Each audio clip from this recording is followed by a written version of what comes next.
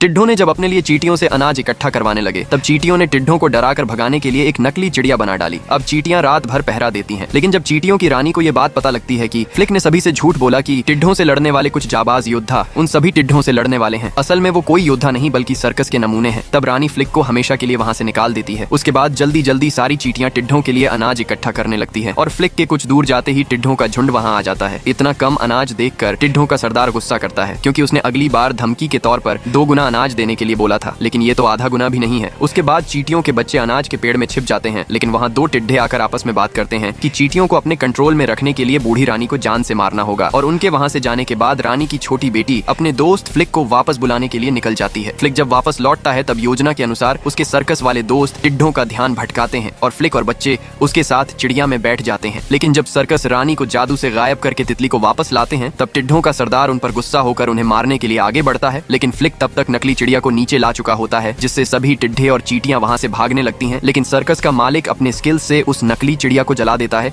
जिससे चींटियों की असलियत उनके सामने आ जाती है, जिससे राजकुमारी पकड़ी जाती है। लेकिन फ्लिक नीचे आकर खुद को इन सब का जिम्मेदार ठहराता है। वो टिड्ढा एक चींटी की इतनी बड़ी हिम्मत देखकर उसे बहुत पीटता है, जिससे फ्लिक अधमरा हो जाता है।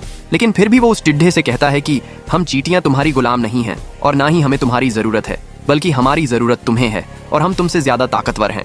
ये सुनते ही टिड्ढे की हालत खराब होने लगती है, क्योंकि वो जानता था कि 1000 चींटियां अगर एक साथ हो गई तो दुश्मन कितना भी बड़ा हो उसे जमीन पर आना ही पड़ता है। लेकिन टिड्ढे ने फ्लिक को लेकर उड़ान भरी और उसकी दोस्त राजकुमारी उसे बचा लेती है। लेकिन जंग खत्म करने का उपाय फ्लिक को मिल गया था। उसने टिड्ढे को उस चिड़िया के घोंसले तक ले गया और जब चिड़िया टिड्ढे के सामने आई तो टिड्ढा उसे नकली चिड़िया समझने लगा, जिससे वो खुद चिड़िया के बच्चों का खाना बन गया। उसके बाद सभी चींटियां हंसी खुशी कुदरत के नियमों के साथ रहने लगी। वैसे क्या आपने बचपन में चींटियों की जान ली है?